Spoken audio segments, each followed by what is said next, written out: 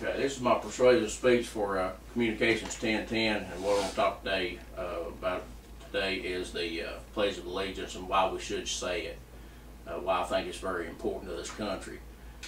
The history of the, we'll go to the history of the pledge real quick and cover it. The pledge was actually written by a socialist named Francis Bellamy. He believed in really big central government, and it's kind of ironic that the pledge that we say now came from that, because it goes against everything that the Constitution stands for and what the flag stands for and what America stands for. But the first pledge, he wrote it with in mind to have every nation adopt this one pledge. The differences were the flag of the United States were not in those words, and under God was not in those words. But it was adopted as our pledge. Now later on, in 1923, it got changed to the flag of the United States. It was added into it. Then later on, after that, the third and final change in 1954, President Eisenhower urged Congress to add the words under God in there. Now this is why that's important, why it's changed so much. There's a lot of countries in this world that have pledges to their flags, but those people live in a country that you have to say the pledge because you don't have any food or at the point of a rifle. That's totally against what we live for and what our pledge stands for. Our pledge should be said because we love America, even though we're different. Maybe a Democrat, Republican, Libertarian, a Muslim, a Baptist, a Catholic, Hindu, whatever, we're all Americans. And that's what it's about. It's not about being made to say it. You should want to say it.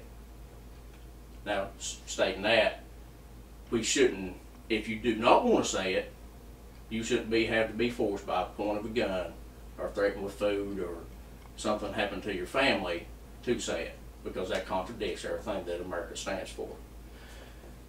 After we adopted the Pledge of Allegiance, the words under God, it's come under a lot of scrutiny. And that's the biggest controversy I think we have right now with saying the Pledge of Allegiance. Even though we go back to our Constitution and all the documents and what our forefathers thought, and our country was founded on Christian Judeo principles, it's just part of it. It's like the money we spend or anything else. But you can be an atheist, you can be a Muslim. Muslims have a God, they call him Allah, he's still God. Hindus have a God they call Buddha, or Buddhist, I'm sorry. Hindus have many gods. You still have a God. You're not pledging allegiance to the God, you're pledging allegiance to America as a country. And you're wanting it to succeed under your God, whether it's a Christian God or something else. And even if you're an atheist and you don't believe in a supreme creator, then that's fine. You're not, just leave those words out. Nowhere states that nobody's going to hurt you, nobody's going to put you in jail for not saying under God and the Pledge of Allegiance. And that's the great thing about it. The background on the history I got from a U.S. history website. The words to the Pledge of Allegiance, when you start reading it, a lot of people don't really understand what those mean. I got it from another U.S. history website, and I'll run through those real quick. I pledge allegiance. That basically means that you're just going to be loyal to this country. To the flag. The flag, which is behind me right here, that's the symbol of our country. This flag is flown over many different foreign countries in time of war and not war. Big typhoons that hit countries and all this other things, we're always the first ones to go help. Even though they hate us, we still go help, and that's part of being an American, like it or not. The United States of America, that's the United States of America is a group of 50 states. What a lot of people don't understand, that states have their own certain rights too. We have pledges to the Tennessee flag, and we also have a Tennessee Constitution, and every state is like that. And we have our own inalienable rights in our states. To the republic, republic, a lot of people don't understand what a republic is. A lot of people think that America is a democracy. America is not a democracy. It's a republic with democracy aspects to it. There's different types of republic. A lot of people remember the USSR. Some may not. It fell in 1991. That's one type of republic. Our republic is based on us as individuals. We vote for our state representatives to go to Washington to fight for what we want and what we believe in. That's what a republic is. It doesn't guarantee you any more rights or anything else. It just says that we do, or are supposed to have a voice in our government, and our government is supposed to work from ground up, not top to ground. For which it stands, the flag represents the values of our form of government in which everyone is equal under the law. And that actually goes back to the Old Testament. Our law, a lot of our law comes from the Torah, which is the Old Testament, part of the Bible. Everybody was equal. They had trials. You had the right to a trial. You had the right to have witnesses for or against you. And everybody has those same rights today. One nation under God. That's a country that's formed under God. And that's the way our forefathers believed, even though it was changed later on. That's the basis of it. Individual, the nation cannot be split. It was at one time. Our pledges, this actually formed from Mr. Bellamy after the Civil War, because it was split.